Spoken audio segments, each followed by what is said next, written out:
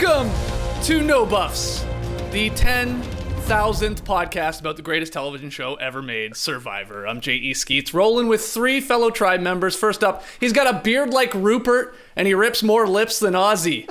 And I'm talking about fish lips, okay, you sickos. We got Trey Kirby. Hey-o. Hey, yo. Yo. We got our super producer from No Dunks, and more importantly, a super Survivor fan, JD. Hello. There he is, and look at this. This is pretty damn epic. We are ecstatic to welcome to the No Buffs tribe the executive producer at Crooked Media, cranking out the hits on Take Line, all caps, and his new pod, X-Ray Vision. He loves Ethan. It is Jason Concepcion. What's up, Jason? It is a delight to be here. Oh my goodness. What were you actually showing us there for all the live streamers? This is a postcard that I got from the great and legendary Ethan, Survivor, looking handsome through 3 stages of his life. Beautiful. I got this because I bought a Survivor t-shirt from his internet store. Yep. And then he was kind enough to send me 2 signed postcards. I didn't even ask for him. He just did it. What a nice guy. Wow. What a Look at guy. those locks, too. Love Ethan. Beautiful. Oh, my goodness. So look, I listed all the shows that you're knocking out of the park, Jason, but you still have time to do a Survivor podcast here with No Buffs. And I want to point out right now, everyone, this isn't just for the premiere episode here of No Buffs. It's not like Jason is a guest. Jason is here all season long breaking down these episodes. My man, you must love Survivor. It's just fun to talk about. It's like a vacation within a show for me. You know, as I'm looking at beaches, I'm looking at beautiful ocean views, I'm looking at palm trees, I'm looking at bug bites. It's like I'm on vacation. Well, would you go on Survivor? You know, it's funny you ask. I've thought about it. If I would have to, if the opportunity ever seriously presented itself, but I'm not gonna go out of my way to try and be on it. Okay. I think I'd be okay. I think I'd be decent, but I would consider it. Okay. You would be a would fan you- favorite, and Yeah. I think people would recruit you. They're going to see this podcast say, oh, we can get Jason? Yeah. You're going to be on Survivor, well, let's call it now, season 44 or something like that. You're going to be out there. And you better make me your loved one visit, I'll tell you that. Oh, no, that's okay? what I'm going to do. Yeah. Well, this is my other bit that I have with my partner and my other Survivor friends is when the loved one visits or the letter or whatever come out and everybody's like, weep, like, oh my God. I'm just going to be like, yo, what's up? Hey, Yo, Stone cold. good to see you.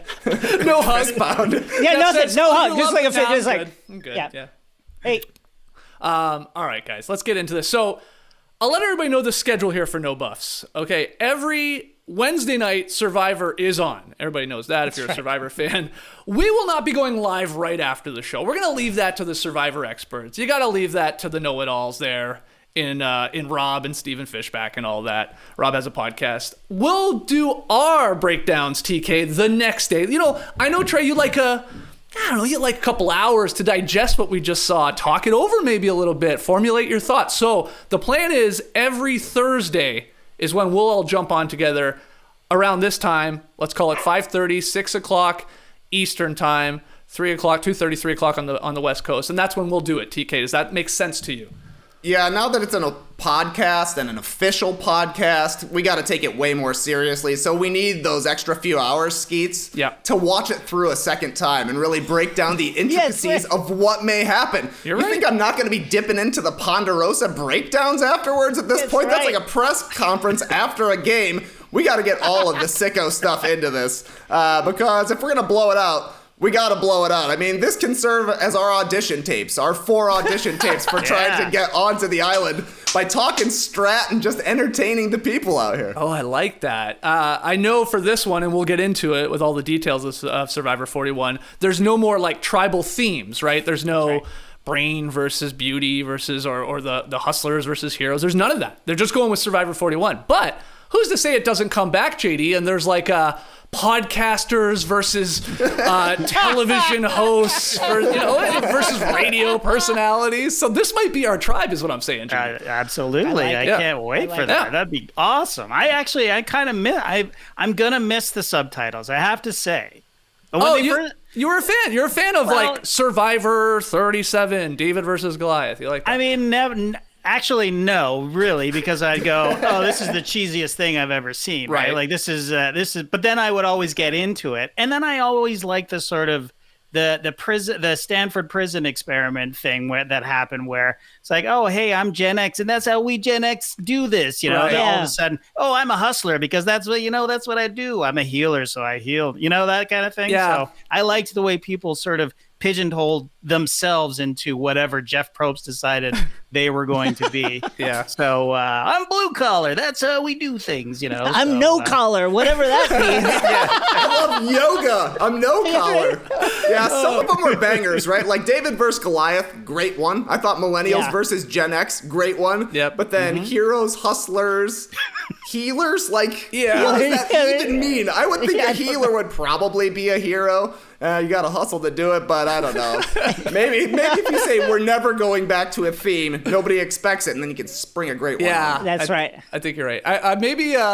Well, we'll get into the entire cast, but maybe Survivor 41 is everybody's just 41 years old. Yes. Oldies. So, okay, guys. So here's what we're doing with No Buffs. We're dropping this first one here in the No Dunks YouTube feed, in the podcast feed, but we have set up, or we're in the process when it comes to Spotify, of setting up a solely Survivor-oriented No Buffs channel, both on YouTube and Apple and Spotify, wherever you listen to your podcast. So go seek that out, No Buffs, and that's where all the rest of these are going to go. But we had to start this one in the No Dunks feed. Okay, so we're talking all Survivor 41 here. The details, the players. We'll make predictions, which we were talking about offline. Is damn near impossible. Yeah, Jason. It's like, I don't know. I'll go with him or her. And we'll try and pick a first boot, too. That's just as difficult. But before we get to the actual season and all the little twists we have for this one, I thought it would be fun to look at this. I mean, Trey, you already said it. This is like our reel that we're sending in to Jeff Probst and the Survivor producers, that we sort of go over why or how we became Survivor fans, maybe share some of our favorite seasons, players, moments, and all that. So, Jason, you get us started. I want like it is a little resume. Name, age, occupation. Describe yourself in 3 words, and then your biggest pet peeve before we talk about your Survivor past. Oh, gosh. So my name is Jason Concepcion. I'm 41, Survivor 41. I watched the original season because of all the buzz and everything. I got hooked onto it. And then I kind of fell away, I would say, after Pearl Islands. What was the race war? I think it might have been race war. That was 13, Cook Islands, maybe? Right, Cook Islands. So I kind of started to fade out, was in and out at that time. Got back in a big way, around Millennials versus Gen X, David versus Goliath, Second Chance era. Yep. And then I've just been back on the train. And I think, honestly, it's one of the best binges that you can have. And during these quarantine days that we've had over the last year, I just have been going through them and just running down Survivor after Survivor after Survivor. I am watching Heroes versus Healers versus Hustlers right now, and it's fun. I just recently watched David's vs. Goliath. It's a great time. Nice. Oh my God, this guy is getting ready for the new season here. Okay, how would you describe yourself? You're a Survivor contestant in 3 words. Wow. What's a little bio? I think that I have a good social game, a strong social game. I'm sowing chaos. I'm out here trying to stir the pot to get people paranoid, so hopefully I can continue to slip through. Okay. A little finger or something like that. Okay. And biggest pet peeve, what's it saying? Biggest pet peeve on the people who are bossy. Okay. Excellent. So, with all that out of the way, who is your all-time favorite Survivor player, Jason? Denise. I think it's Denise. Wow. Number one shortest player to ever win Survivor at 5 foot even. Nice. Which is huge. Actually, when you tell people that, I think they're shocked. She has such a huge she just has a huge presence. She's a big presence. One of my favorite tribal final speeches of all time when she came in and was just like, listen, I'm not going to apologize for anything that I have done. I've betrayed some people here. I've lied to some people here, but I'm not going to apologize. I was like, I love you. That's the shit. She is just fantastic, played the game with generosity, but also ruthlessness. I think you could argue, one of the maybe the best single move in Winners at War, getting the queen out. Just one of my favorites. Everybody seems to love her. Plays with a joy and a thoughtfulness, and not afraid to get down and dirty. Big fan.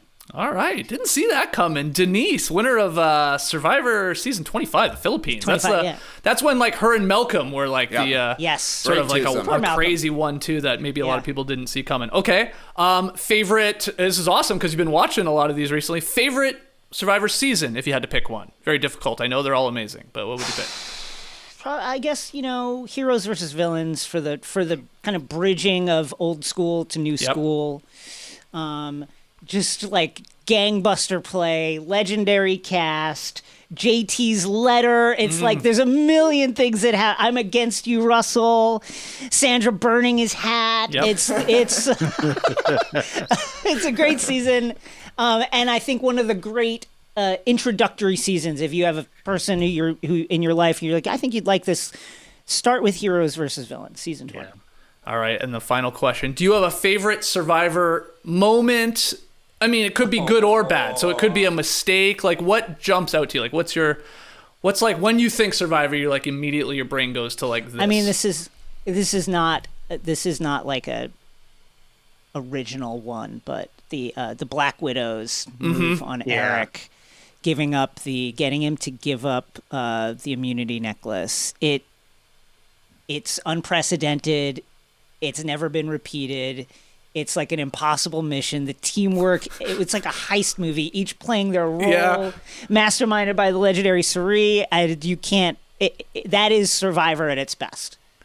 I've rewatched that season, I guess 16, right? We're talking about here not too long ago. And I remember in the time watching it, I was like, Eric, you idiot, you stupid fool. The Black Widow Brigade got you. They got you. And rewatching it, I felt so bad for him, totally Trey. bad. They got him. I was heartbroken. Yeah, he got him. Yeah, I mean, they got him. He was just too naive to understand what was happening with him. Oh, he was clueless. People think you see the list that it's they basically call it the dumbest move in Survivor history. Yeah. Which I think it maybe is a little harsh. Like, if anything, it's like an incredible move by all the women coming together and like getting it off them. But is there something else that you would say is dumber, Jason, or is that sort of in the play for you? Oh, in terms of dumb, flat out like a dumb, unforced error, JT sending the immunity necklace and writing the letter to Russell, like, based on that he was so, like, his ingrained misogyny was so strong that he had completely invented this idea that there was a women's alliance based off of the Black Widows and their incredible showing and of course Parv's and Suri's like activity within that, but still like that was not a thing that was occurring. And so then he sent the immunity idol and the letter to Russell completely out of the blue. Absolutely dumb move, especially coming off of winning. JT's. Yeah, he was like winning on the Heroes tribe at that point. And his winning season was like pillar to post domination. Not a single vote cast for him. Like, that hurt his legacy. I'll say. That was a legacy game. That was a legacy game for JT. Yeah, for sure. All right, Trey, let's go to you again. Hit me with your your name, your age, and your occupation. 3 words to describe yourself, and then your biggest pet peeve. I'm Trey. I'm 37, and I'm a podcaster. You think they would put podcaster on there? Oh, yeah, for sure. I've seen social media manager is kind of close to podcaster. I don't know if they would allow Photoshop boy or meme lord on there, but I would love to get a really weird one. I mean, people are going to laugh at podcaster anyways, I do think. But I don't know. There's nothing has ever beaten Philip Shepard, former federal agent. Question mark? Yeah. Question mark? They hit him with the punctuation. They're like, are you sure, buddy? That's great. Describing myself in 3 words applicable to Survivor: chill, adaptable, and silly. I want people to know me as the funny guy on the season. I don't want them, because I'm going to show up. I'm going to look taller than probably most of the people out there, but I'm not really going to be that big of a physical threat, I don't think. I'll be able to help on the team challenges, maybe compete in the individual ones, but I don't want that to be the first thing people think when they see me. Oh, look at that big guy. We got to get him out because he's big. No. That guy's very silly. We should keep him around. That's what I want him to say. Okay, I want to push back on the possibility of you not being chill, which you are 99% of the time. But the times I've seen Trey Kirby upset and angry are when you're hungry. Yeah, man. You're a real hangry man. So I'm a little concerned that you could be a little short with people out there once you get a little rumbling in the belly there, Trey. That is going to be my downfall, no doubt. Will be just an occasional, day 14 rage. Just waking up on the back side of the shelter, on the wrong side of the bamboo, and it's just not like, what, you didn't stir the rice? Now all the rice is burned? Fine. I'm going to go take an angry dump out in the ocean or something. My biggest pet peeve, Survivor-wise, is puzzles. Brutal. I would be brutal at puzzles. But my real pet peeve, you're in trouble. Yeah, it might be a problem. I know. That's why I got to be silly. Oh man, look at this funny guy. He can't even do the puzzles. What a dum-dum. Let's keep him around. Also, anytime an inanimate object doesn't work, like if I'm trying to fix something in the house and I can't fix it, I put a cat door on the wrong side of the door here recently. Supposed to be on the ground, where the cat is. Cut it into the top. Where'd you put it? Yeah. Wait, why did you put a cat door in the top? Put a bird door in. I put a bird door in. Whoops. Once you take the door off the hinges, who knows which way it goes? Yeah. Oh, I see. Okay. I gotcha. You're living up to the silly guy right now. Yeah, buddy. And the problem for that would be like building the shelter. I would want to be helpful, but if it's going poorly, I'm going to look bad on day one. No doubt about it. As for my all-time favorite Survivor player, going all the way back to season 1, hasn't been topped in my book. Greg. Yeah. You want to talk about an all-time silly guy? He invented the coconut phone. One of the great lines ever. They get back from some tribal council. They're all expecting to eat their last chicken that they have there, but a Komodo dragon or something got hold of it. And he just comes up the beach raging, "Who did it? Who counted that goddamn chicken before it hatched?" Like, just great lines. He's having a fake wrestling match with a guy there. He became the first juror in Survivor history. Had the first individual immunity win. When he was eliminated, he just started fake crying, which I thought was great. Even Jeff Probst laughed at him. Then it comes to final tribal council. Everybody's doing their big speeches. Susan Hawk gives her legendary speech. Legendary. Yep. But Greg's question to Richard and Kelly was, pick a number between 1 and 10. Richard was closer, so he voted for Richard. And when he got to the voting confessional, big sniff of the marker. It seemed to me like Greg just wanted to have fun, hang out in nature, and there happened to be a show going on, which is probably why he hasn't been back since season 1. 100%. That's what it was, just messing around the whole time. Yeah, that's exactly what you heard the stories, maybe read Mark Burnett's Survivor book, which of course I bought and read, and it's like he was sort of like a nightmare in the sense like he knew it was a television show and he was like, I'm just going to fuck around with all these people and not take it nearly seriously enough and all this. Yeah. Had the crazy video from his sister and then he sent a weird one back. He was just like basically strange weirding guy. People out the entire time. Somebody else did eventually at one point, like, who was it? Maybe Shane Powers invented like the BlackBerry where he was pretending to have a BlackBerry, which, great update because back when in season 1, all phones did was call people. So eventually got an upgrade. But yeah, there have been other Greg-like characters. I think Tyson is kind of like Greg, except for Tyson actually cares about winning the game. Yeah. Which actually is probably a smarter choice. That's who I would want to play like, somebody who actually wants to try and win the game. But Greg, to me, is still the most entertaining character that's been out there. He was legendary in that sense. Yeah, it's almost a shame he never got back. Or maybe it's better that he never did and just had that one-hit wonder there. Favorite Survivor season, then? Are you sticking with season 1, which is like, you watch that now and it's crazy different. Yeah. I would probably put a vote for Survivor Cagayan, which has the debut of a ton of awesome players. Tony, Wu, Cass, Spencer, Tasha, Sarah Lacina, even the NBA's Cliff Robinson was on this season. People generally hail this as one of the best all new people casts, and I think that's exactly right, because almost all of those players have come back and been pretty good on their subsequent seasons. Ended with a crazy take. You're talking about all-time dumb moves. Wu taking Tony to the finale. That was tough. He would have Wu would have won. Wu would be a millionaire if he takes Cass with him. But nope. His heart got the better of him. Yep. Yeah. Wasn't his whole thing was like, I want to take the best too. It's like that classic, like I want to beat the best, and you're like, whoa, don't do it. You don't want to do that. Yeah. He's so likable, Wu is. But got the best. I want to beat the absolute worst. If I ever make it to Survivor, I want to take the absolute weakest, starving person who can't make fire anything. I want to bring that person to the end. Yeah. It's true. And then final question, Trey. Favorite Survivor moment or mistake or whatever you want to pick. Well, Jason mentioned JT's letter to Russell, which is just so good, and the resulting Parvati like reading it aloud with Russell is so funny. So I'll throw another quick vote for Adam Klein at Winners at War trying to tear the idol off the podium. Yep. It seems awesome. You're like, they should definitely do that. They should put an idol there. Only they hadn't at this point, so the guy's trying to tear a fleur-de-lis off, and Jeff is just egging him on. And eventually he gets him to play the entire podium. He's like, I just want to play this whole thing?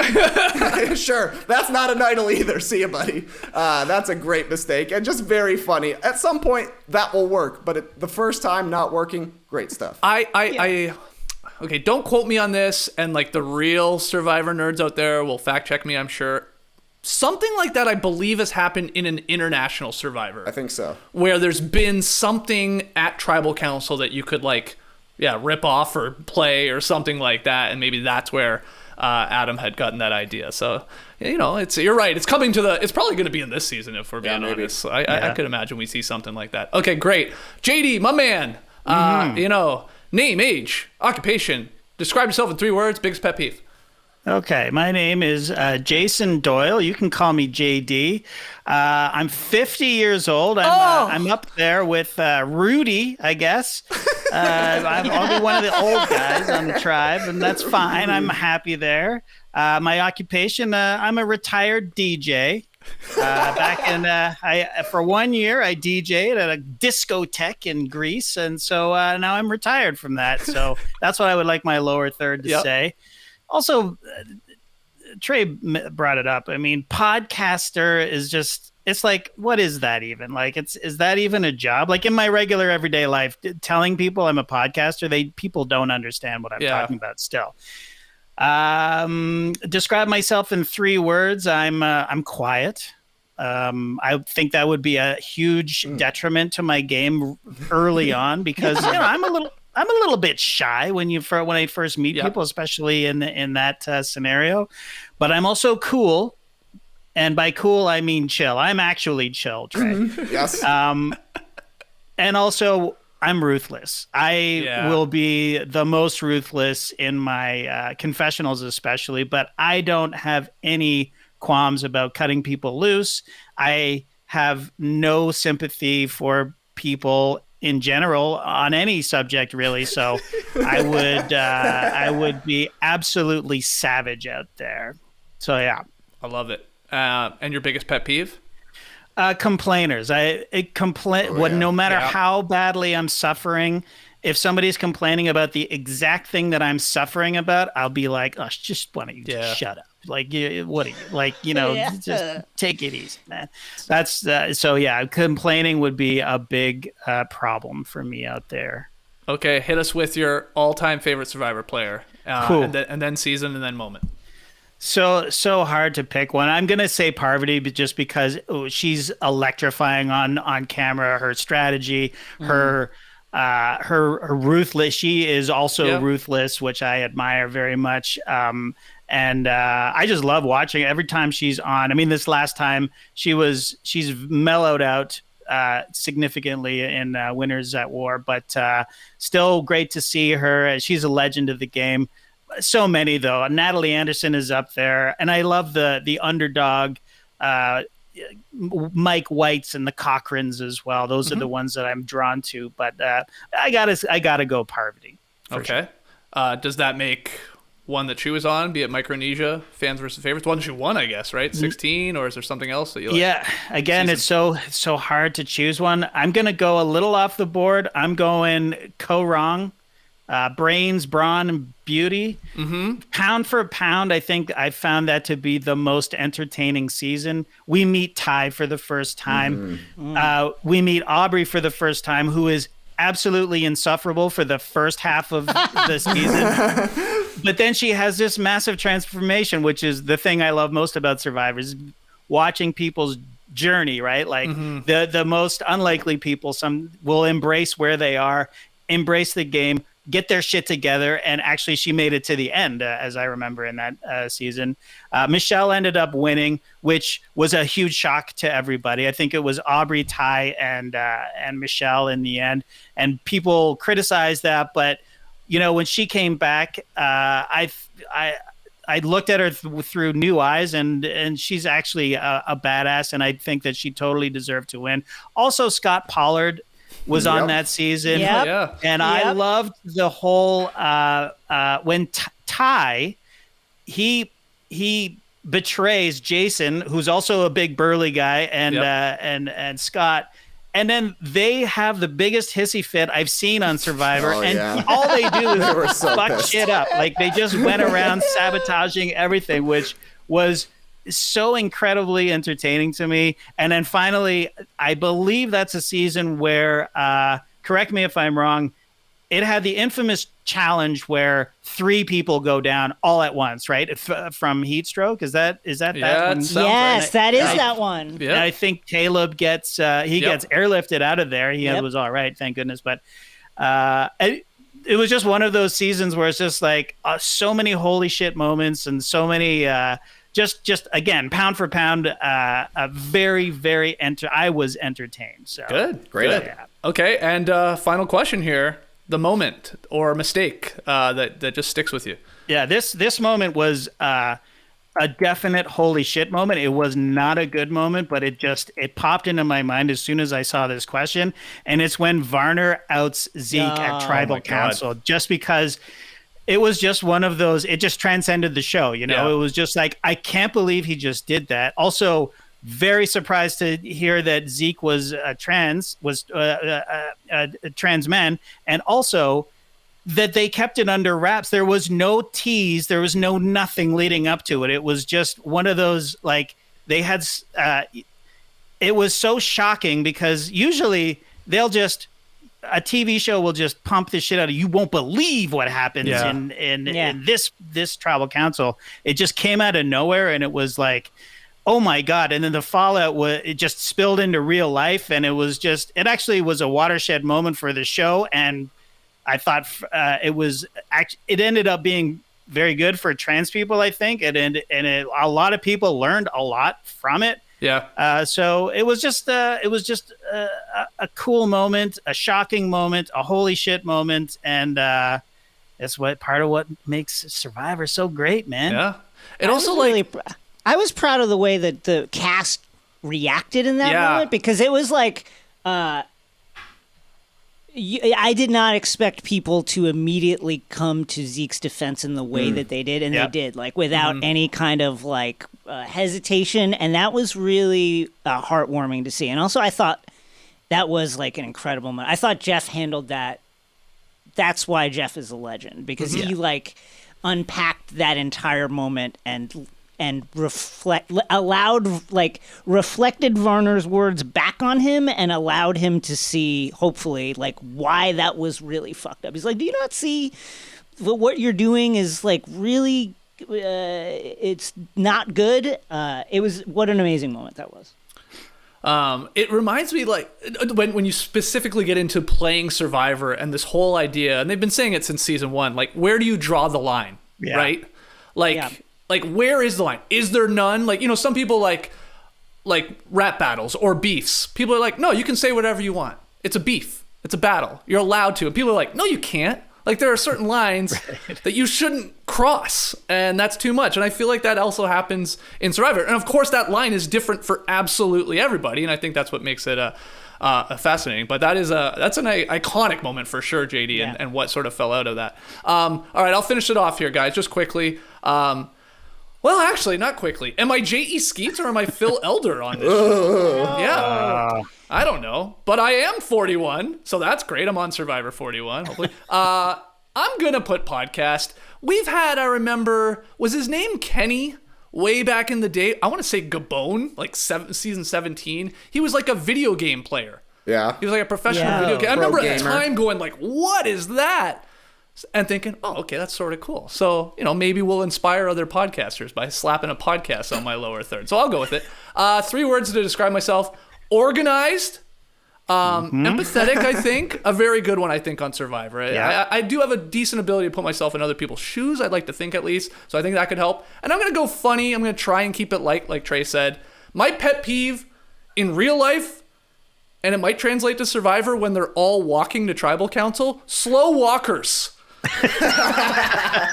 Always walking in the front. Yeah. Always. God, I hate getting behind slow walkers. I can't imagine walking in sand behind a slow walker. Oh my God, I'll never get to Tribal Council. All-time favorite Survivor player. Somebody already slipped it in there. I'm going Tyson. I'm torn between Tyson and Jeremy, who I also love as a Survivor player. Jeremy. I think Tyson is the perfect balance between playing, when I play pickup basketball, Trey knows this because I play with him.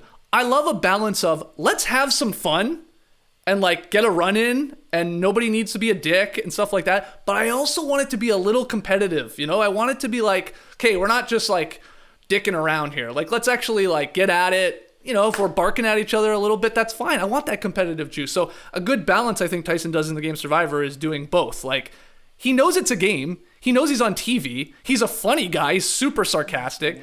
But then you counter that with like the guy wants to win. And he'll do a lot of things to try and make that happen. So I love Tyson. I think Jeremy, he's a little more serious, or at least how he's portrayed on the show. But I think he's just cool. I just would like to be Jeremy's friend. He's so badass. I would like to be Tyson's friend on the island because he has cracked the code in being able to eat anytime he wants to. He's like the only guy that's never hungry on an episode or on a season of Survivor. Like, he was the coconut bandits with Jervis, and they would just go hide out, drink half the coconuts, then bring it to everybody else, and they'd be like, oh, thanks for opening these coconuts for us. Never once mentioning, why are these all half empty? Yeah. Never goes hungry. And then on Winners at War, he had like a peanut butter hideout the entire time, right? Like, he just had it to the side. He's like, yeah, I've been eating the peanut butter this entire time. I'm not going to tell anybody else it's out here.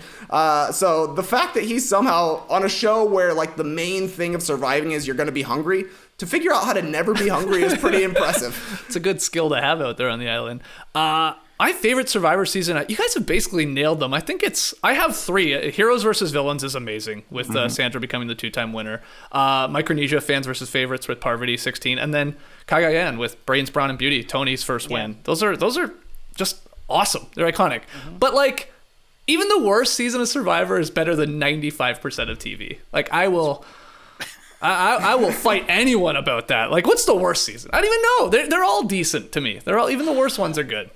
Probably the Brandon Hance season. What was the blue collar versus white collar versus no collar? That season was, I think, a little rough. I remember Mike eats a scorpion episode 1, and that's kind of like the coolest moment in the entire season. Yeah. Okay. And then immediately throws up. That's true. This was a bad idea.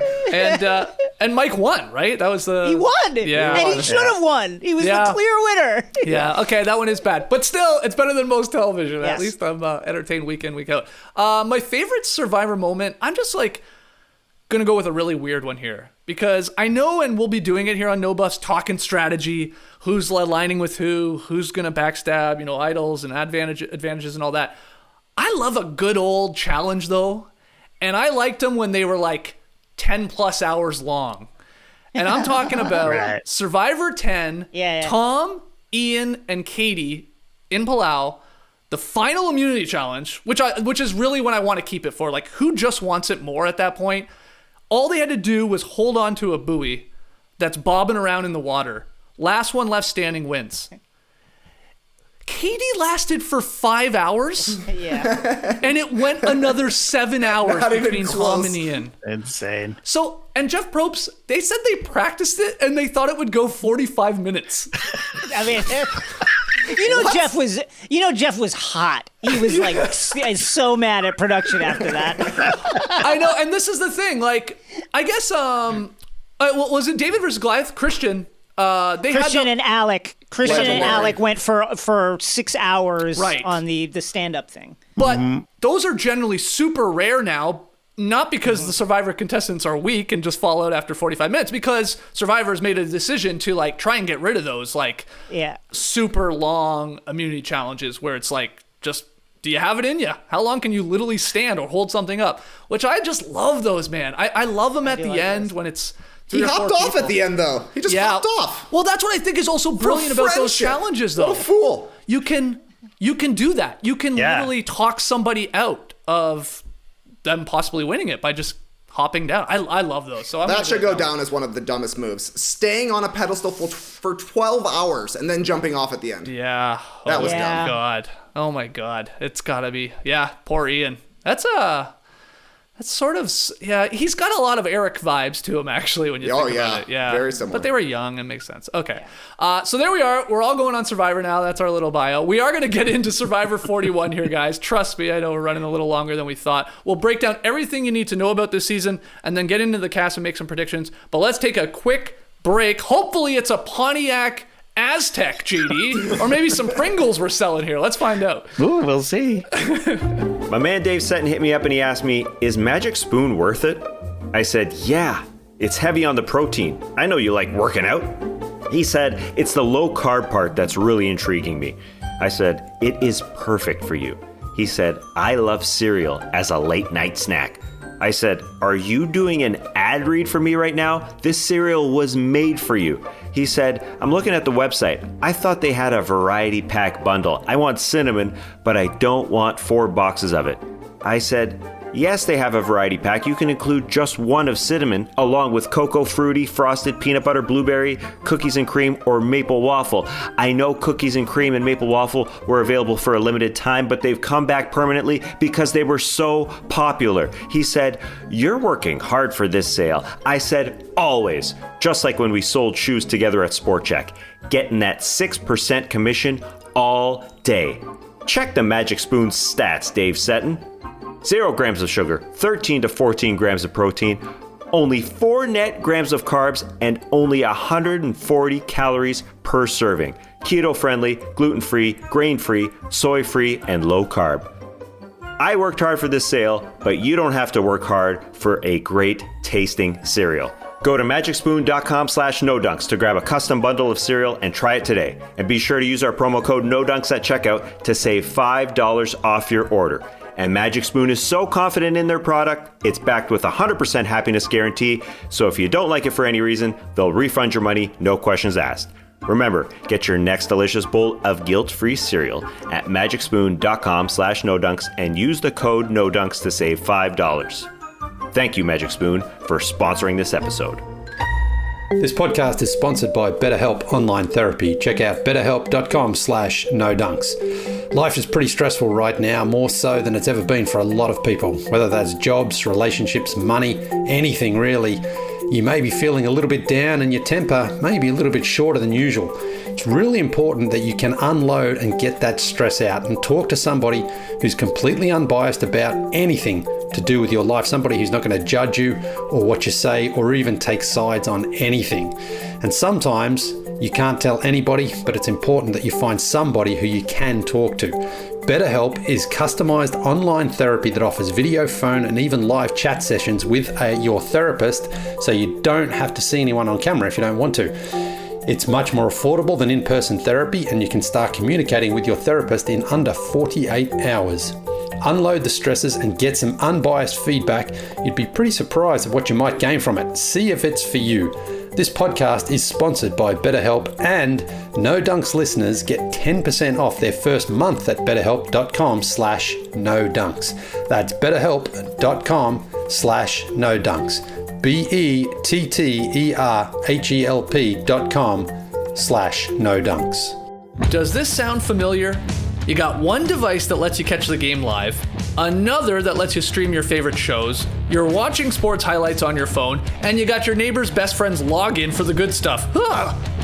Well, I want to tell you about a simple way to get all that entertainment you love without the hassle. And a great way to finally get your TV together. It's called DirecTV Stream, and it brings your live TV and on-demand favorites together like never before, so you can watch your favorite sports, movies, and shows like Survivor all in one place. That means no more juggling remotes and no need to buy another device ever again. And the best part? There's no annual contract. So get rid of the clutter and the confusion and get your TV together with DirecTV Stream. You can learn more at directv.com. That's DIRECTV.com. Compatible device required. Content varies by package. All right, back with No Buffs, getting into Survivor 41 here. I thought about this during the break, Jason. I want to try and one-up your Ethan postcard with this very sexy Jeff Probst candle. Sorry, I know the light. Yes, got it lit here. There it is. My man Jared bought me this, and I forgot I had it. I was like, "Hey Nora, where's that sexy Jeff Probst candle we have?" She's like, "It's in the spare bathroom." I'm like, okay, great place for it. Anyway, we have lit the candle there for Jeff. Okay, so guys, Survivor 41. Here's what we need to know, and I want to get your takes on some of it, and we'll go around the horn here. First thing is, we already sort of addressed it off the top, but there's no more like the subtitle or the tribal theme. So, there is no David versus Goliath or Edge of Extinction or whatever. JD, we've got your sort of opinion on it. Jason, what do you think? Are you fine with this? Just the old number? Yeah, let's try something new. I think it's time it's a good natural stopping point for something fresh after taking a season off because of the pandemic. And so why not try something new and see where it goes? All new cast, no one returning, and it seems like it might be that way for a while. So why not just freshen it up and see what works? I'm all for it. Trey, what do you think? Yeah, I saw that they were originally going to call it Dawn of a New Era, which I think kind of speaks to what Jason is talking about. Like, we went through 40 seasons. Everybody who was great basically has come back and played once, if not a second additional time. So yeah, it's time to get some fresh blood in here and pile up a lot of it, right? Like, we're only going to have, 18 castaways or whatever now, so they're not going to be able to bring them back right away. Let's go 3 or 4 seasons with all new casts, see who's actually going to be a star, and then bring them back for an All-Stars, because then you'll get excited to see the people that you haven't seen for such a long time. Maybe we'll be able to cross over with some of the first 40 seasons, but I'm happy to see new people right now. Survivor 41, Fresh Blood, has a nice ring to it. If we're being honest. That's pretty good. I'd watch that. Okay, here's the big one. JD, we'll start with you. Your opinion on this. Shorter season. This is, I think, actually huge, and I want to unpack this with you guys. Now, Survivor, usually 39 days. And when we get the 39 days, X people, let's say 20 people, 1 survivor, get the epic Jeff Probst shot. Not this time, JD. We got 26 days. That's it. They are cramming this in here. I would add that apparently they're getting fewer supplies. They're going to keep these tribes smaller throughout the season, I've read too, meaning that the players have sort of nowhere to hide. But the 26 days, are you worried about this at all? Or are you like, yeah, bring it on? I mean, this should just like ramp things up. What do you think? Well, yeah, my first thought was, oh no, are there going to be less episodes because of there's less time out there on the island? But I guess they could still do a full 13, 14, whatever they usually do. So there's that. 26 days is also, when I think about it, if I'm going out on a beach for 26 days with very little supplies, that is still a long time. I think these people are going to suffer a lot while they're out there. And it just may make the game that much faster. It's more fast paced. I mean, I've said in the past before that the challenges kind of wash over me sometimes, and especially the reward challenges. I know that strategically who wins, and you want immunity and all that, but the actual watching these things play out sometimes it's just like, okay, let's just get to it. Very rarely am I on the edge of my seat going, oh my God, they won pizza. Great. So, so that's right. That's where I am on it. So if there's less reward challenge, the part of Survivor that I love the most is the scheming. It's after the challenges where we see the shot of the snake and then we see everybody, having their little discussions and the strategy and the chess starts. And that's what I like, the chess game, the strategy. So hopefully there's more of that. Usually in the past when people are like, they've got heat stroke or they're starving. I'm not that into watching people suffer like that, like I don't like medical emergencies and stuff. So I'm hoping they don't make it too hard for them. But you do want it to be hard. Doesn't like medical emergencies. Not really. Okay, well, I've read... It's not about being hard, though, anymore, I don't think. It doesn't feel like to me that Survivor is about the surviving the elements aspect anymore. And I don't think that's just because they're down to 26 days. It's like, the first couple of seasons, they would have the big episode, we bring out the mirror, guess how much weight you lost, look how little food you have. Yeah. Now they're getting opportunities to have stuff to eat. They've got a whole bunch of rice. Apparently they're going to get less rice here, but it's definitely more about playing the game rather than actually surviving, which, like JD is saying, that's the most exciting part. The thing I would hope doesn't get lost is having those off days where nothing's happening. I feel like you could easily talk yourself into people plotting against you. You know, like when you have a lot of downtime and you're getting bored, you're able to talk yourself into, I've known these people for 3 weeks. There's no way I should trust that guy, even if you have. Yeah. Even if you were trusting him yesterday. So maybe they lose a little bit of paranoia time, cutting out these extra days, but maybe that is counteracted by the fact that you got to make moves one after another. Yeah, what do you think, Jason? Yeah, I kind of agree with everything that JD and Trey said. I think that on the one hand, the show really appears to have made a move away from like the grueling, like you against competitors against the outdoors aspect of it. And I think part of that is like bug bites just look disgusting in 1080p. And I think the other part of that is it's just kind of better TV if people aren't starving and passing out because they don't have enough rice or what have you. That said, I do like that if they are going to cut back on supplies, that these reward challenges would maybe matter a little bit more and be integrated into like the kind of flow of play. I'm always a fan of like they hit a clue or an idol or something inside the competition. I love that shit. I love when someone's got to sneak around and figure out how to get it in the midst of everybody. So maybe more of that during the reward competitions would be really cool. But a thing that Trey said and I hadn't really thought about and I agree with is that downtime you really see, and when you read interviews with former survivors, they really talk about you don't understand how bored you are a lot of the time. Yes. And I really think that is an important aspect of what happens. You're just there turning your wheels, thinking about who's talking to who went where, what's going on. And that is such an important, like, subtle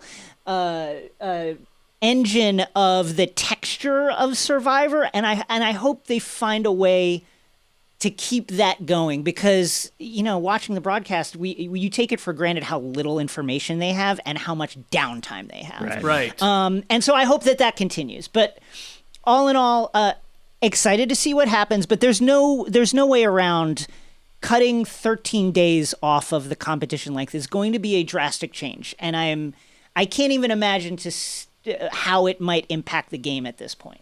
Yeah. Do we know what the reason is? I've heard rumors that they were trying to squeeze 3 seasons into this one window of time. I don't know if that's true or not. Otherwise, is it COVID related or like what is the thinking there? I'm sure you guys don't know, but I'm just curious. I'm asking out loud. Yeah, it's a good question. Could it even just be it's maybe easier to get some of these people that we want to come out for a little less time. I don't know. I'm just spitballing here. It's a good. You're It's a good basically point. asking for 4 weeks at that point, and not obviously. It much feels longer. like it must be COVID related. You would in some think so. way. That it's something about their ability to record multiple seasons and move them down the pipeline at probably a shortened window. And well, like if it works, fine. Yeah, exactly. If it doesn't work. Yep. Go back. Move away from it. Yeah, that's how I would approach this. Try it out, and if you're happy with it and you get a great season, then go with 26 again. No one's gonna really care. Us as the viewers at home, it shouldn't really matter because you're right, JD. We're still getting the same amount of episodes. It's just there's all that no downtime for the actual Survivor contestants, which I agree with Trey. Maybe that's where some of the good stuff happens because they're in their brains, or even some silly moments I'm sure happen. But they're there doing production. Maybe they've just decided wow, they're just bored. This is we're sort of wasting everybody's time. We could crank this up and accelerate this gameplay a little bit. So we'll see how it goes. I think somebody had a calendar once upon a time, right? Like a calendar that they were marking off. And once that came out, everybody was like, what? How are the days on this possibly working? Because it didn't make sense when the episodes would actually air compared to when the challenges were. I don't know if this is accurate, but Wikipedia says that the reason it's 26 days is that there is a 14-day quarantine that cut into their production time. Okay. 26 plus 14, that's 40. Okay, interesting. Makes sense. That does make some sense. This means, by the way, guys, let's just throw it in here now. We're not getting a loved ones visit, are we? Oh, there's no chance. They got to. Well, so what? They got to quarantine. How would they even do that? I mean, they'd have to quarantine. It's your unemployed loved one. You take 14 Which loved one days without off. a job do you love the most? Yeah. Well, it's gonna be a Zoom meeting or something, right? Like a Skype call or something. God, we've done that before, way back in the first Yeah. couple of early seasons. I remember them doing that. Didn't they have what was I forget the name of the device that was supposed to be some competitor to the BlackBerry, but they did it on one of those Palm Elf or something. Yeah. Like that. I forget what it was. A Palm Pilot. Oh yeah, I'm drawing a blank on what it was actually called. It was something like that. You're right for sure. And then we had, I remember in Thailand, wasn't there the infamous? They got videos from home.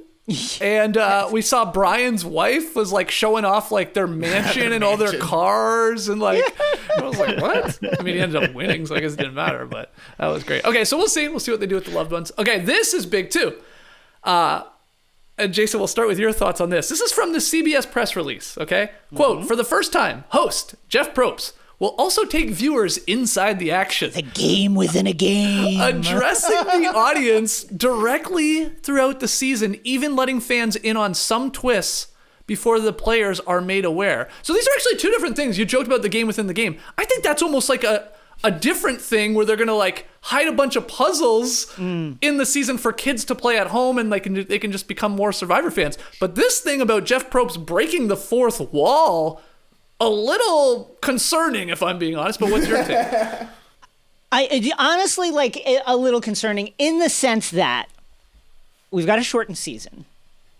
This, if I'm going to be completely paranoid red flag about it, is smacks of we need to pad out these episodes. We're not getting enough. We've cut it down 13 days and we need content. Jeff, can you just go direct to camera and talk to people? Now, maybe that's not the case. But I think it's on the table and it is slightly concerning in the context of a shortened season. Yeah, I would add to that, because of this accelerated gameplay, is there any worry, JD, that Jeff Probst has to almost explain to us what the hell's going on? Because they need to fill in the blanks a little bit. And I don't like that if that's the case. I mean, neither. I think that they have gotten really good at cutting away a lot of the fat. The last few seasons especially has just been a million miles an hour, so I now I'm worried, Jason, that you've got me. The one thing that I want, if he's going to do this, I want him to be in a Hunger Games style control room, like Plutarch Heavensby, let's see what we're going to do next. We're going to set the shelter on fire or something like that, That's a good point. Like, what is so confusing about Survivor that you could possibly need Jeff Probst to explain it directly to you? Because, I mean, even when they do this, like, you know, Kelly Wentworth, right, was the first to get an idol at a challenge or something like that. And even then, it's like, she gets the clue, she's reading about it, and then they kind of, like, flash forward to, here's where it's going to be. They light it up with a spot shadow and all that kind of stuff. Like, that could be very confusing if you were just hearing somebody talk about it. Yeah. But they're explaining it with the show here. This to me is a little bit too much talk show Jeff. Like, when that guy sits down on a log next to a competitor, I'm like, fast forward, buddy. I want to hear Jeff at Tribal Council, and I want to hear him zinging people at challenges. I don't need him breaking everything down. Yeah, it makes me think immediately of was it Sari that got voted out even though she never got a vote because it was a bunch of, like, it was Idol Armageddon, right? Everybody had idol, one. What they call it, like Idol Train, hashtag Idol Train or something. Yeah, Right. and then, correct me if I'm wrong, Probst literally comes on and does a breakdown of what the hell happened there, because it was in their defense, That was like, a crazy mad one. confusing. It's like, what? Why is that? Why is she gone? She didn't get a vote because of all these ties and stuff like that and all the idols. Will we get more of that? Because that was him explaining sort of this craziness that's happening. And He had like a whiteboard, didn't Yeah, he? He was like yeah. drawing up a play. and I actually liked it, though. That was the final episode, so that makes a little more sense. That's in front of a live studio audience and stuff like that. But I think if I'm remembering this correctly, he was on stage there with the whiteboard breaking it down. But we'll see. I think I read this press release and it keeps saying, like, it's like Probst is going to come on before a commercial break, I feel like, and say, like, what do you think, Joe's going to do with that idol? Do you think he should play it or do you think he should not? We'll find out after the break. I don't know. That's what I sort of think we might get, Jason. We'll see, I guess. Well, if it's that's relatively unobtrusive. But if it's like, man, we got to fill time right now because we just don't have enough stuff, that's where I worry. Right. As for the game within the game that Jason alluded to, I saw Mike Bloom, a fantastic Survivor writer and podcaster. He wrote, quote, "Each week will apparently feature a hidden rebus puzzle in the episode that fans can spot and solve. Though it has no bearing on the game at hand, it allows fans and families who have been following the show for years to become players in their own right." Now, okay, I get this is for the kids. Jeff Probst loves the kids. He loves it for the kids. It's for the kids. You 12 years old? Are you 12? Are you 12 to 16 years old? You're watching right now at home with your parents. You love Survivor, but you don't know how you're going to be in it. Well, look up here. Wendell used to watch Survivor as a kid, and now he's playing in the game, and you can do it too. Just ask your parents if you can send us a tape, and we'll take a look at it and decide if you can be on Survivor. We'll be back. Yeah, it's almost like it's almost having to like do the little math like equation, JD, to then win the prize. Right, and in this case, do this little rebus puzzle while you're watching Survivor, and you got it right. Hey, we might get you on the show. Any concern, JD? Well, I mean, hey, look. Well, your sons, at least Jackson, loves Survivor. Yeah, he does. Will he and be into this? That's the first thing I thought of. Like, okay, we're gonna play this. We're gonna try it out. And hey, I love an Easter egg in a show, and that's what it sort of reeks to me. Yeah. Like, it's just here's this hidden thing. It's a little wink to the audience. It's a little game that you can play at home. I'm fine with it as long as it doesn't intrude or with anything else that's happening on screen. So I'm curious to see. I'm always a naysayer. It's like, oh, this is gonna be stupid, but then Survivor always sort of comes around and they do a pretty good job of these cockamamie schemes that they come up with. So I'm hopeful. So we'll see. Okay, Trey, any thoughts on this? The game within the game. I can't wait for these puzzles. Just looking forward to spotting a rebus. I mean, JD, you called Love it like puzzles. you said the hope it's like an Easter egg, like it's on the tree in the background, or it's like you gotta pause your show to catch it. It ain't gonna be like that. That's gonna be blatant. It is gonna be like you're gonna be knocked over the head with it because it's also for kids, right? So it's like if the whole idea is for a kid, it's gonna be like here's the puzzle, I assume. And we'll see. Hey, look, we're going to be doing it on no buffs regardless. Oh, definitely. Who's going to figure out the puzzle fastest between Yeah. us four? So that'll at least give us some content. All right, final sort of thing you need to know about this season. I probably buried the lead if I'm being honest. I should have flipped these around. This is the first season of Survivor to be cast under CBS's new reality show casting mandate, which has resulted in a more racially diverse cast. And we will get to showing you the cast and again making our picks. This is awesome. Isn't it just cool to see the photo of all the Survivor contestants, which JD, I think you have and you can throw up, but it is pretty cool. I assume everyone's going to agree to have more people of color, Jason, because there usually is 1, 2, or maybe 3, and there is a lot more this season. Survivor has been good, I think, pretty solid with it over the last several seasons, but it's great to see. This is surely probably more of a Big Brother mandate than a Survivor mandate, but I'm glad to see it, and it should make for some, satisfying viewing for the people at home who get to see themselves reflected in a Survivor contestant. The cast also, when you go through the breakdown, Trey, seems to tip slightly older than a typical season. Only 6 people in their 20s, and then we got 3 in their 50s. Also got a couple people from Canada, which is nice. I think there's 2 Canadians in the bunch. That's important representation, I think. Thank you. But Trey, any thoughts on sort of first impressions, I guess, of what they've casted here for Survivor 41? I love it. You got to have a mix of people and you got to have a mix of ages, because it's so common that it's like, all of the 20-year-old bros show up and they're like, well, we're all 20-year-old bros. We're together for the entirety here. Yeah. Wait, what if the women join up? Not an all-girls alliance. Yucky. Yeah. So, I'm totally for it. There's more life experience to the people who are in their 50s. It's very funny to read the bios from the 20-year-olds here who are very, very proud of what they accomplished in high school. And then the 35-year-olds are like, yeah, I'm a neurosurgeon. It's a little different than winning state in high school in track. Yeah. I mean, kudos to you, but being a neurosurgeon, you've accomplished some things and seen some things, and it just gives us a chance to see more sort of odd couple pairings. Like, nobody would have picked Malcolm and Denise to be one of the best twosomes in Survivor history, but once they finally started working together, they were a great pairing. Dominic and Wendell were a great pairing. One of the greatest ever. Yeah, no doubt. It's like you're going to see these people finding like-minded contestants out there that you wouldn't expect, and I think that's going to be something that's going to be fun to watch. Yeah, JD, anything to add to this? Yeah, you guys summed it up perfectly. It's just great to see. It's great that there's going to be new types of people, new personalities, new gameplay. I think we're going to see out of this. So I'm excited for it. The cast looks awesome. It does, especially when you start going through it. Are you a fan, like JD, of returning seasons, like returning player seasons, like where we get the legends coming back? Do you think they're generally better than new cast seasons, or are you a fan of like, no, come on, you got to get Survivor 41, fresh blood in the mix? What do you think?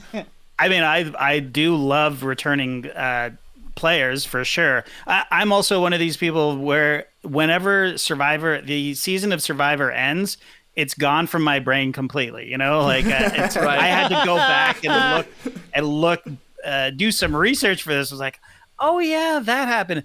Oh, that guy, and when, oh yeah, that woman comes back, it's just like she never left, and then, right. So I do enjoy that, but I also love a whole new fresh cast is just so refreshing, and especially after last season, which I loved, Winners at War. Mm-hmm. But this is just all brand new, and we'll get into it. But all of these people are diehard Survivor freaks. Like, they just seem to know the game.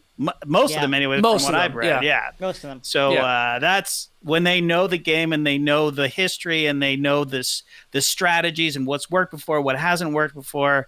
It just makes for a much more entertaining, strategic season, which I love. Okay, well, let's do it this. We have one more break to take, but let's get everybody's contestant that intrigues them the most. Okay, I'm not asking you who you think's going to win. I'm not asking you who's going to get booted first, who's going to be the star of the season. I'll save those for after the break. But in the 18 players we got here, Jason, who, and I don't know how much research you did, by the way. Like, did you do a deep dive? I mean, I'm in a fantasy league. Yes. Yes, you are. Which, let me just say, is impossible. It's impossible. It's impossible to scout these folks in the same way that you would scout NBA players, NFL players, etc. But gosh, so not the person that I would like to win, or just the like person someone that jumped off the page to you or the video or whatever. That you're like, oh, okay, that could be an interesting Survivor character. You know, you mentioned him. I'm gonna say David, the neurosurgeon. He listed as his comp Russell, which always concerns me when people do that. Yeah. You know what I mean? Because it's like, is Russell a legend? Sure. Did Russell make multiple final tribals? Yeah. Does Russell have a gaping hole in his game that speaks to what actually the game is, a social game, and that you don't try to play that aspect of it? Yes. So it's weird to me to be like, oh, I love Russell is like one of the most incomplete players ever in Survivor history, ever. Right. Like if he could figure out how to build alliances, he'd win. So I'm going to go with David because I'm really fascinated when people say that they love Russell and they want to play like him, and I'm interested to see what that looks like in 2021. Okay. What about you, JD? Who jumped off the screen or the page for you? Yeah, I'm curious to see what happens with Jeannie Chen. She's the Portland grocery clerk, and I believe that she said that the only thing on her bucket list is to play in Survivor. She doesn't care about traveling the world or anything. She just wants to play Survivor, and she just seems like all rainbows coming out of her eyes, you know, like she's so like a positive person. But I feel like when she gets out there, it's like the Mike Tyson, everybody's got a plan until they get punched in the face. And I feel like that might happen to Jeannie because I don't know. It's just, as you say, Jason, like it's so hard to tell, but I'm hoping for an Aubrey style journey for Jeannie because I think that it'll be overwhelming at first, but I think I'm hoping that she falls into a groove, and I just loved her energy and the 1 minute thing that I watched her in. Yeah. So I'm curious to see how Jeannie does. I'm rooting for her for sure. That could be. I mean, we've seen it multiple times. You said Aubrey. I would say Cochran, David. Yep. Like they get out there and they're like, "What am I doing?" Even Suri, maybe even a little bit like, "What have I gotten myself into?" And you're first like, time for sure, yeah. But then as the story goes, they get a little more comfortable and they find their footing and they go pretty far and become pretty iconic characters, or people at least that cheer for them. So, okay, Jeannie, the 46-year-old grocery clerk from Portland. Okay, Trey, what about you? Most intriguing is the question here. I've also got Jeannie very high on my list because her answer to what is a notable accomplishment you've had is, I got the Hustle Award one year at basketball camp when I was 15 years old. What an answer. What an answer from decades back. I was putting in work. I was taking charges. I was boxing out on the regular at 15. I hope she does well. And I'm also excited to see Evie, who is the first non-binary contestant on Survivor, using they pronouns, if I'm not mistaken. They say that their pet peeve is straight up men, and after the way that some things have happened in Survivor recently, there are going to be some opportunities for them to speak out, so I think that will be certainly interesting, and they seem to be a pretty charismatic person in the first place, so I think Evie's going to do pretty well. All right, we're going to take our final break, but when we come back, I mean, it's damn near impossible, as we said, but we're going to try and predict first boot, who becomes the real star, basically meaning who's coming back for sure, and who is the sole survivor of Survivor 41. One more break. Let's get some Pringles, JD. One of my favourite ad reads we do here is from Masterclass, because Masterclass has an enormous stable of talented individuals from all manner of fields and expertise to help you become better at something or simply learn a new skill, even if it's something that you might not think you're all that interested in. For example, I have no real desire to become a Hollywood actor, but after watching Samuel L. Jackson's class on acting, I'm considering a bit of a side hustle gig here because Samuel L. Jackson, look, he could act in Paw Patrol. He could be a voiceover in that and I would watch that episode. I've followed his career very closely and I love the fact that I don't ever pigeonhole him into one specific role or character. He could be a gangster hitman like he was in Pulp Fiction, just as convincingly as he was a coach, mentor, and father figure to troubled teenagers in Coach Carter. And his masterclass course will teach you how he's able to adapt and perform these roles through character and voice development while working with directors from various backgrounds, all the while having extensive requirements and demands placed on him for each role. It's one of my absolute favorites, and with over 100 classes from a range of world-class instructors, that thing you've always wanted to do is a little closer than you think with Masterclass. I highly recommend you check it out. Get unlimited access to every Masterclass, and as a No Dunks listener, you'll get 15% off an annual membership. Go to masterclass.com/nodunks. That's masterclass.com/nodunks for 15% off Masterclass. That, my friends, is some stats. Those are the facts. In 2018, the fantasy sports experts at Sleeper realized that fantasy basketball was broken. Games were being won and lost based on whose players had more scheduled games that week. It made no sense and required very little strategy. So in 2020, Sleeper released a brand new way of playing fantasy basketball. It's called Game Pick, and it's only available on Sleeper. In Game Pick, owners pick a single game per week for each starter to count towards their team's total score, ensuring an even number of games played between opponents. The days of losing because your opponent's players simply had more scheduled games to play in that week are over. The days of mindless daily busy work are over. The days of giving up halfway through the season because of that busy work, also over. In Game Pick, you pick one game per week for each player based on player matchups, home versus away, opponent's defensive ranking, pace of play, and more. All of that adds up to more strategy and less busy work. Whether you prefer redraft, keeper, or dynasty leagues, Game Pick has you covered. Sleeper cracked the fantasy basketball code. If you play fantasy football, if you prefer building out a weekly strategy versus daily busy work, you are going to love Game Pick. Download the Sleeper app and start a league with your friends today. You will not be disappointed. Okay, back with No Buffs. Now, we're not going to go through every single person here on the cast. That seems, a little overboard if we're being honest here. We're already running an hour 10 in here. So, we'll show you everybody if you're joining us on YouTube, so you have an idea. We got 3 tribes. JD, you can chuck them up here. I'm probably going to butcher how you say these tribe names. This one is the Luvu tribe. Hopefully I said that one Oh, it's correct. not love you? Love to love you. Love you. The next one, I don't even know how to start by pronouncing it. It's Ua? Yeah, I guess. Maybe? Yeah? Ua. And then we've got the Yase tribe. So they're Fijian words for flood, wave, and lightning, respectively. So, you've seen the people. There's 18 people.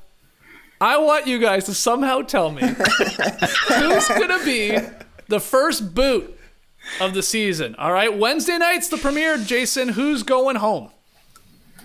Gosh. Okay, so when I was going through my fantasy league picks, there's not a lot to go on, but one of the things I did go on is that sweet spot is about 25 to win the whole thing and stick around. Younger people don't tend to do that well. Similarly, over 50, they may stick around for a while, but they very rarely win. I'm going to say somebody young, and so I'm going to go with... Gosh, it's really hard. You know why it's so funny how difficult this is? We don't know which tribe is going to be. I know. I'm gonna go with Xander.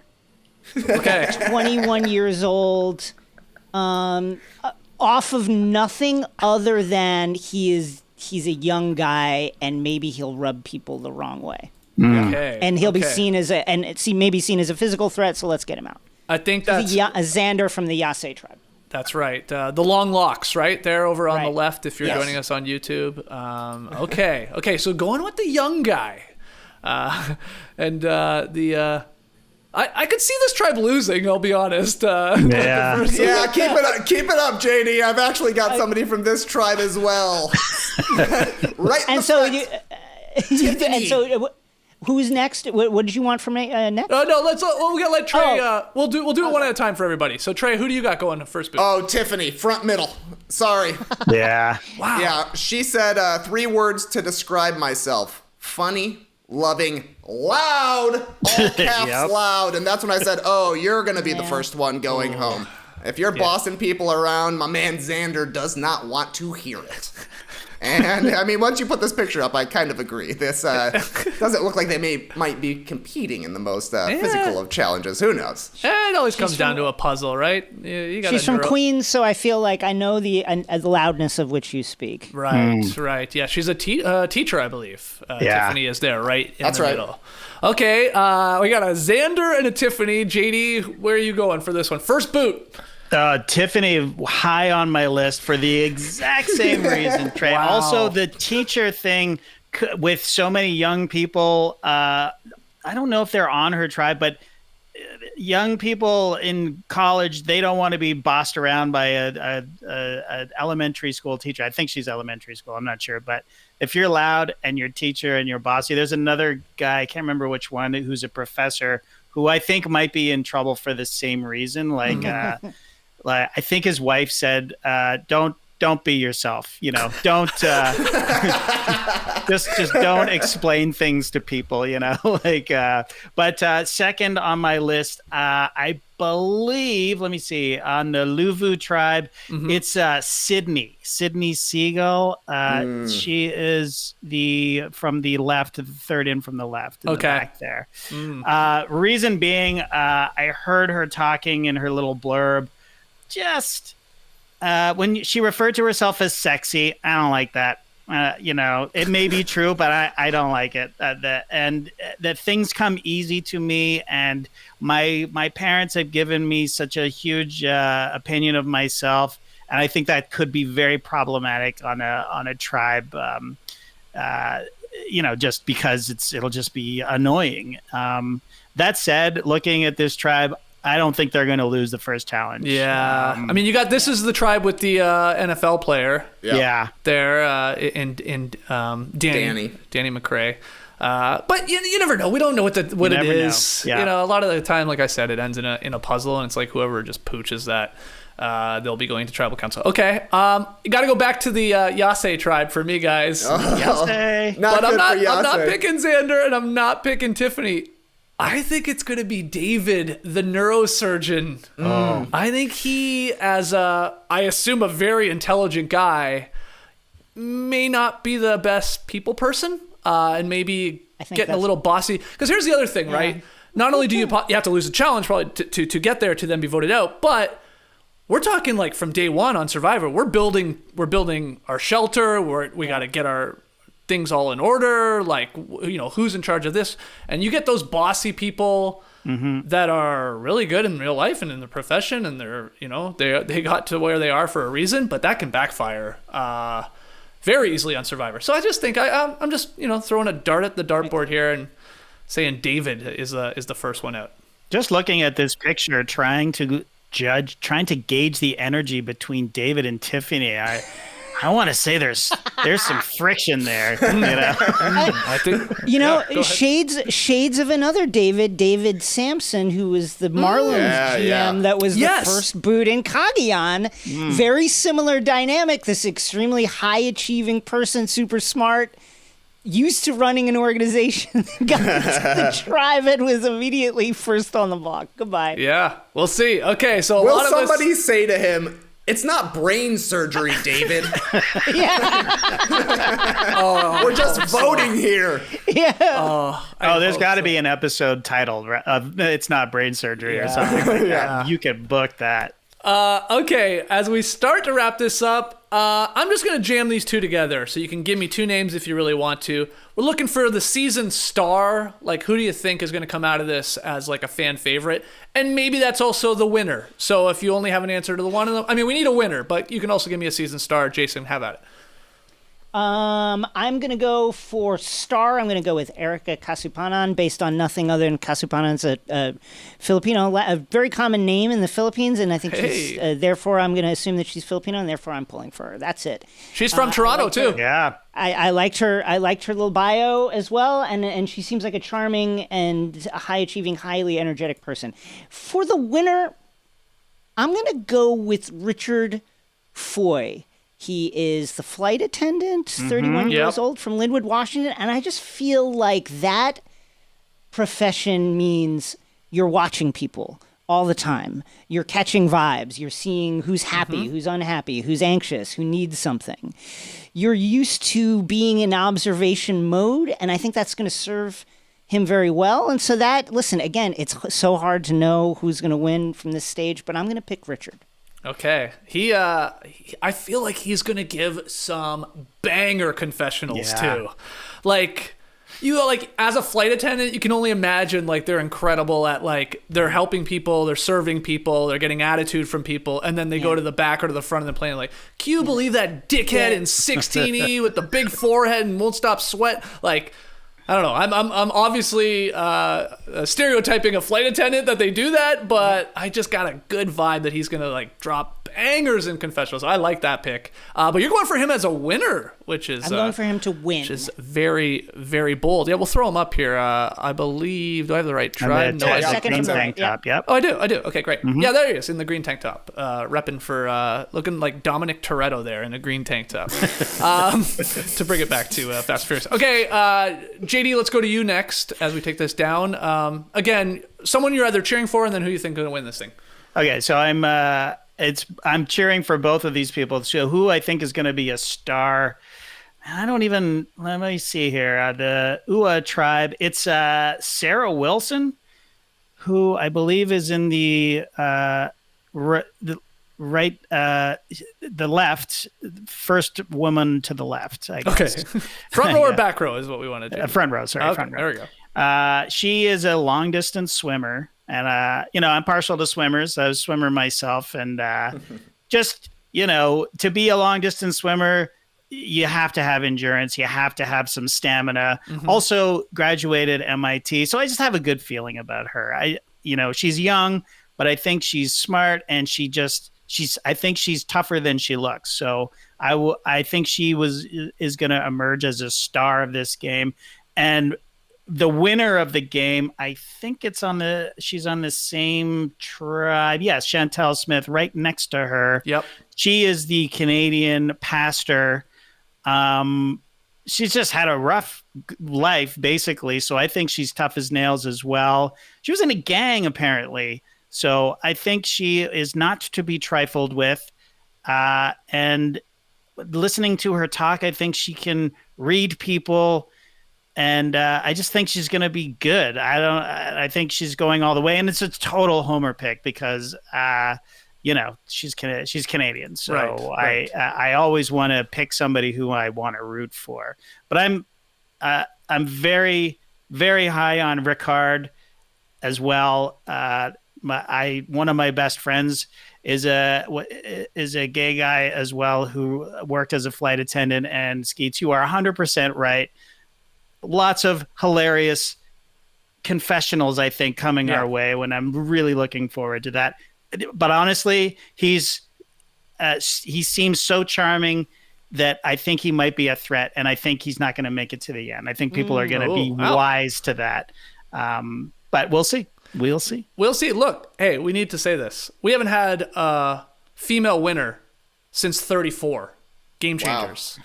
Sarah, yeah, we are on a crazy male run here with Ben, Wendell, shout out to Wendell, our guy, Nick, Chris, coming back from Edge of Extinction, playing 8 hours of Survivor and winning, Tommy, and then Tony for a second time. That's 6 straight male winners. So Trey, do they make it 7, or is a woman going to win this one here? I can't believe y'all took my 2 picks. I was going to go with Ricard or Shan as my backup pick, so I think those ones are solid ones. If I'm given a little variety here, let me toss a vote for Deshaun Radden on the Luvu tribe, a 26-year-old medical student. He's coming in with his own nickname. He's going to call himself Devious D-Rad, which I don't know if that's going to go over well. Being Devious D-Rad, but you can tell he's ready to play, and that's exciting. So at the very least, he's going to be trying hard. If I were going for a straight-up winner pick, give me Ricard, though. I love a prematurely graying man with a ponytail. Can't be beat. And I think Evie's going to take home that Sia money at the end of things. You think? That's my fan Love favorite that pick. Sia money. Oh, wow. Is that a thing? Is that an official thing? Does she do that every time? I think she's got a good run going. They used to do it on the show, and then I know they stopped announcing A year it. and a half away, she's going to skip this one? No chance. Come on, no chance. There is honestly one of the craziest and weirdest and most fun things in TV history is that Sia's just like, I like this show a lot. I'm going to give somebody money every year. Yeah. It's like, no, that's it. Yeah, and it seemed like it was going to be a one-time thing, right? Because I think it was Ty was the first one, and Sia apparently does a lot of work with animals, and Ty was obviously had a close relationship with Mark the chicken. Saved some lives, saved some animal lives that season. No, but Sia's like, it was good one time, and it's going to be good every single time from here on out. Sometimes she even gives money to more than one contestant, right? Yeah, she split it before. She is not messing around. Okay, my winner, or I think will be a star, I guess sort of go hand in hand. I'll pick him as my winner. I mean, it's impossible. I hear you, Jason. You said a young person doesn't generally win this game. That's true, but we got 3 20-year-olds here. I'm going with Jarius Robinson, who is a 20-year-old college student from Oklahoma City, Oklahoma. I believe he is on the Ua tribe there. He's in the middle there. Yeah. I in watching his videos, great energy, seems like just a really fun guy to be around, and I think that will keep him around. Now he looks like he could be a physical threat, so maybe that backfires on him as the show goes on. But I'm gonna be cheering for him. I just great smile too, just lights up the camera there in any of his little talking videos that we saw heading into this. So go, Mr. Robinson. Go get it done. 20 years old. He's also been wearing puka shells in a lot of his promo shots. I'm like, ooh, I like this guy. This guy's ready for the island. Goes by JD, too, so he's got to be cool. Yeah. Oh, wow. Does he go by JD? Apparently, yeah. Okay, there you go. Oh, my God. We'll be cheering for a JD here on Survivor 41. All right, there it is, guys. Let's call it there. Well, hold on. Okay, Jason, you said you were in a Survivor pool already. But what I need to know now is... Yes. Are we gonna? I mean, we got to do something here on No Buffs. Maybe we just maybe offline we'll pick I think we pick a man and a woman each, okay? And then or Evie's in play, of course. We pick 2 people. Let's just make it 2 people. Yeah, we don't need to pick a man and a woman. We pick 2 people. I like it. Longest combined tenure for your 2 people, wins something, or everybody else has to chip in and give money to charity or something like that. All right. Like it. Okay, so we're doing something. We'll figure it off offline. We won't keep you guys longer than we need to. Love it. Very excited for this. Reminder, we're pushing you guys to subscribe to No Buffs, the new YouTube channel and the new podcast feed. Just search for No Buffs on Apple, and we're working on Spotify. It'll hopefully be there soon. It's already up there on YouTube. So go subscribe if you're a Survivor fan and you want to be following No Buffs all season long here. As I said, Jason is going to be with us every single episode. In fact, Jason's going to be with us more episodes than Trey and I. Because... Oh my God, that is the case. That is a weird thing that is happening. Yeah. I'll peel back the curtain. Trey and I, along with our wives and a couple of their friends, we booked a trip to an island, by the way. We're doing our own Survivor here months ago. And it's finally coming up here before, of course, we knew the Survivor schedule. So we're going to miss... Episode 1 breakdown, the recap. But it's okay. It's in good hands. Are we, or are we watching it on vacation, buddy? Well, we might watch it. I don't know how we're going to call in. I don't think that's going to be happening. But anyway, we got Jason, we got JD, and I think Tass is actually gonna fill in. Tassie will definitely be joining us. Okay, so that's he seems great. pretty pumped about it too. So look forward to that, Jason. Okay, that's great. So that'll be coming out on Thursday, again, around 5:30 p.m. Eastern Time, 2:30 Pacific. We'll be waiting a day or the next day after it premieres there on Wednesday Night Survivor. So that's what's happening. Email or tweet at us any screen grabs, observations, questions you have. No Dunks Inc.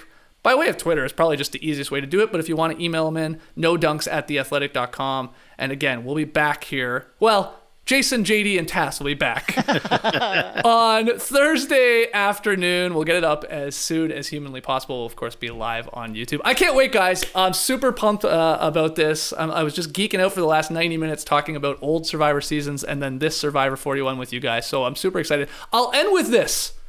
I saw Probst say this to, again, Mike Bloom there at Parade Magazine. He says, quote, this is Jeff Probst, "I'll say it right now. If you have never watched an episode of Survivor, just watch the premiere of Survivor 41, and if you don't get hooked, blast me on Twitter for wasting your time." Wow. Bold stuff. Incredible. So now is a good time to get in. Make sure you subscribe to No Buffs. Guys, have a great show on Thursday, and we'll see you a week following that. The Tribe is spoken.